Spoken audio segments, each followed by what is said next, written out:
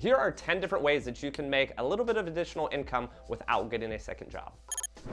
What's up guys, it's McKeown back again with another video this week. Today I wanted to discuss side hustles. Side hustles, if you don't know what they are, they're essentially a job that you can do on the side along with your normal 9 to 5. So a lot of the side hustles I'm gonna discuss today are actually side hustles that I've done myself. Some side hustles that I've seen my other fellow colleagues do, as well as some side hustles that I've just seen online, as well as a lot of people do just publicly and have been successful in it. So the first side hustle that I wanted to discuss is Uber. Uber and Lyft, I actually started back in 2015. To be honest with you, I don't even think Lyft was a thing at the time. I had moved to Texas. I had started working kind of a job on the side, even though I didn't necessarily need a job in graduate school. So I wound up quitting my restaurant job and told myself, I'm just gonna hit the button and go on Uber. Now, me being a graduate student, kind of having odd hours, as well as wanting to attend football games and other social gatherings, it was nice to be able to just hit the button on Uber, start when I want, and honestly stop whenever I want. Now, Uber's obviously grown tremendously. The income opportunity, I assume, has gone up as well because Lyft has kind of come into play. Lyft was a competitor at one point and still is, but the amount that it costs to kind of Uber around has gone up because those are now profitable companies. And you as an individual driver, you can choose when and why you want to work.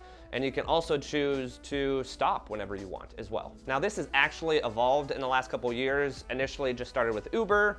Then Uber kind of came out with, I think, Uber Eats. Then Lyft came around.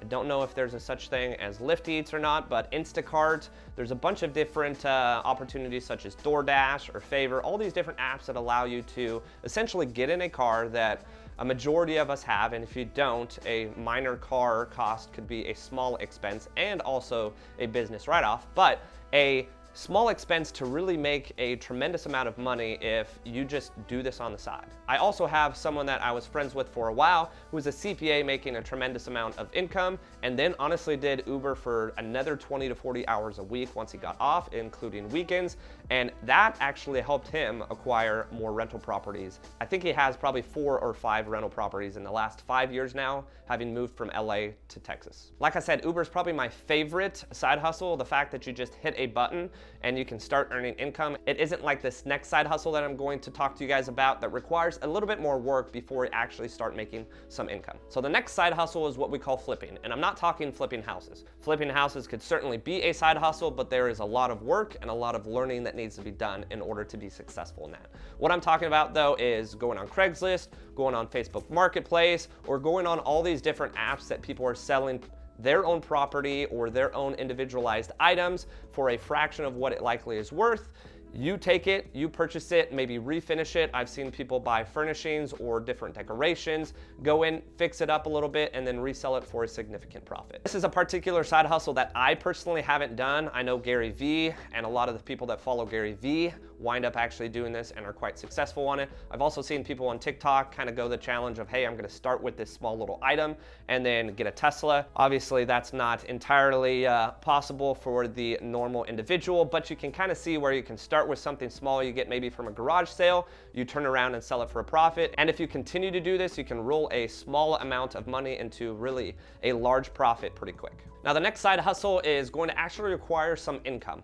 So if you're looking for something that you just hit the button like Uber and you start earning income, technically you have to have a car and pay for gas. So yeah, I guess you need a little bit of money to start off with Uber. But the next side hustle that I'm going to discuss with you guys is something that actually requires some income in order to generate more income. So a lot of people actually do this, and it's crypto. Now, this can kind of dwindle into day trading as well. I actually was speaking with a fellow real estate agent who's potentially looking to join not my local team, but my actual national brokerage. He was talking about the fact that he's kind of set real estate aside for the year and hasn't made a ton of income doing real estate because he's been doing crypto all year. And I think he's made over double 6 figures this year just in crypto alone. Now, there is a bit of a learning curve here, and I wouldn't suggest that you just throw some money in crypto and start trading, assuming that you're going to make some kind of profit. There is some learning curve here that you've got to understand in order to be profitable. Now, on the flip side too, if you don't necessarily want to day trade or mess with crypto, you can obviously obviously put some money into it and just hold it for forever. I personally was investing in crypto back in 2017, so I've dabbled in it a lot. The downside with me in crypto is I get obsessed with it. I watch it daily. I watch it every single minute. I do remember when I was a teacher back in 2017, I would actually teach my students and then go behind my desk and watch crypto and decide whether or not I needed to buy some or didn't, whether or not I needed to sell. And for me, it was just not a good source of income for myself because I was always trying to sell or purchase. And when you buy or sell, there's costs associated with it. And I wind up losing money at the end, not total when we're talking crypto, but it was just a system that I really didn't want to be a part of anymore. Now, me personally, when it comes to stocks or when it comes to trading, I just put money aside. I'm gonna let it sit for forever and grow. Now, the next side hustle I wanted to discuss with you guys is Fiverr. Now, Fiverr, if you are unfamiliar with the website, it's essentially a website if you as a consumer are attending or going to, you're likely seeking out Fiverr for a reason. Like me as a business owner, I need business cards for myself. I need business cards for the individuals that work for my company, but I am not a designer. I am not someone that can work through Adobe or any kind of Excel spreadsheet or any kind of, tedious work of that sense. So I'm gonna go to Fiverr, hire someone maybe for 25 to 50 bucks, have them design a business card for me, send it over to the individual that is printing the business cards and call it a day. So if you have a little bit of experience with Adobe and maybe you're a little bit more creative, maybe you have the ability to work from home so you can do this on the side or maybe do it in the evenings. So Fiverr, once again, is a great place for me as a consumer to go to for things that I may need. But if you're an individual that has a little bit more creative mindset, or maybe you're just a little bit more artistic than individuals like myself are, it's a great place for you to make not just a little bit of income. You have a lot of people on Fiverr that are doing that full time. Now, the next side hustle that I want to discuss with you guys is not a side hustle that I have done myself, but just like Fiverr, I've gone to Fiverr to have people print out or design business cards as well as logos for my actual company. I've also used this next side hustle. This next side hustle is dog sitting. So I actually pay an individual 3 times a week to come let my dogs out, hang out with them for an hour, and she makes 90 bucks a week, 3 times a week for an hour. So a total of 3 hours a week, and she's making $90 watching my dogs. Now, at the end of the day, I'm here at the office filming YouTube videos for you guys. I'm out selling houses. Most of the day, I am not able to go home and spend time with my dogs. A lot of my time is spent in the mornings or the evenings.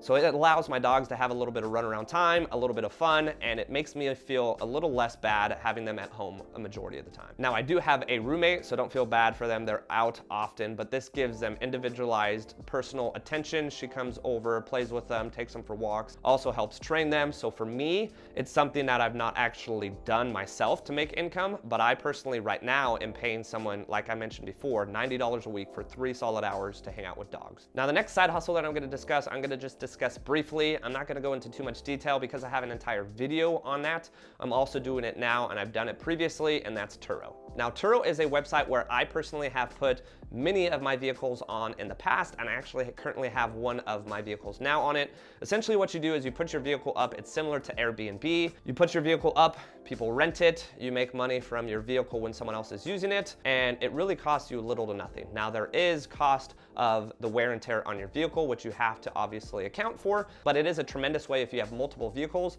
to be making money with one vehicle being rented out and using the other vehicle to get to where you need to go. Now, the last 4 side hustles that I'm gonna discuss with you guys are 4 side hustles that I have only seen people be very successful in. I personally have not done them myself. Some of them actually partake with the actual job that I do as a real estate investor and agent, and some others are just, some similar possible side hustles that you may be interested in. So the first one is wholesaling. Wholesaling is a part of real estate that I'm not real fond of because you wind up running into a lot of people that are just not great people. Now, there's gonna be a ton of people on YouTube that are wholesalers that are tremendous people, but locally in my market, wholesalers just don't get a very good rep. And the reason behind that is wholesalers are essentially reaching out to individuals that are in dire need to sell houses or sell their property, oftentimes at a significant discount. Let's say I was behind on my mortgage for 6 months. Yes, he's gonna help me as a wholesaler to purchase my property. But to be honest with you, you're gonna get a lot more money if you actually put it on the market with an actual real estate agent. But the wholesaler gets a hold of that seller first, wants to buy the property for $200,000. Wholesaler, wants to get a deal. So he says, what about 190? What about 180? Tries to finagle the seller down to see what their possible lowest amount they'll take. So they wind up taking, let's say, 185. Well, that wholesaler is then gonna go sell it to another individual, what we call an end buyer, potentially an investor, for $200,000. And when they close, they pocket the difference. Now, the biggest issue here is actually finding sellers that will sell to you at a significant discount to where you then can wholesale it to an end buyer and make that profit.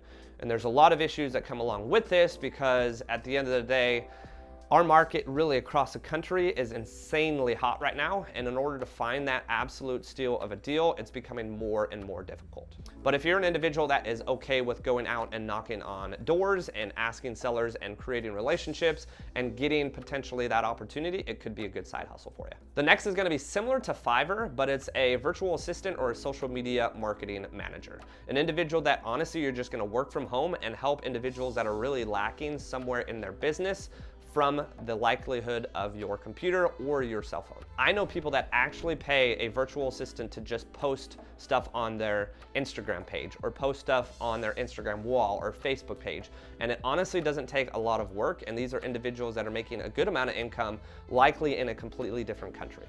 Another side hustle that I've honestly come across relatively recently is individuals that are purchasing large machinery or maybe trucks or maybe large dumpsters and using this to fully leverage that and have people pay daily, kind of like Turo, to take advantage of the purchased item that they purchased for many thousands of dollars and then getting a daily rate when they rent it out. For instance, when I was flipping my house, I actually had to pay an individual, I think it was $400 or $500 to bring their dump truck over to my flipped property. With the amount of garbage that I had, I needed an entire dumpster. All he did was drive the dumpster over, drop it at the house, leave it at the house, and when it was ready and full, he would come and pick up the dumpster and throw it away. I think I had to pay anywhere from $400 to $500 for that dumpster.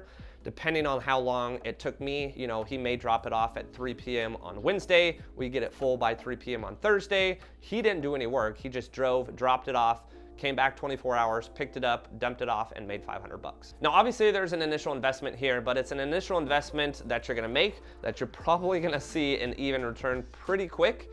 And then anything moving forward, it's just upkeep and profit. And the last side hustle I wanted to discuss with you, and there's a reason I actually made it last, because it's something that I've been considering for a while now. I probably honestly won't pursue it, but it is an interesting side hustle to say the least. And that is Airbnb, or what we call rental arbitrage. Now, this is something that I honestly think is a huge risk. Now, if you go about it correctly, and I've seen a lot of people make, or I really should say one guy on TikTok, I swear I always see, he is making an insane amount of money. I mean, it's all he does. It's his full-time job. He purchases, or really, honestly, he doesn't purchase. He goes to an individual that is renting a house, okay? He goes to that individual and says, hey, I would love to rent your house for 24 months, but just a heads up, I'm going to turn it into an Airbnb. Are you okay with that? And he will oftentimes offer, you know, instead of the $1,500 a month, he say, you know, I'm gonna give you $2,000 a month instead of $1,500 because of the fact that I am turning it back into an Airbnb.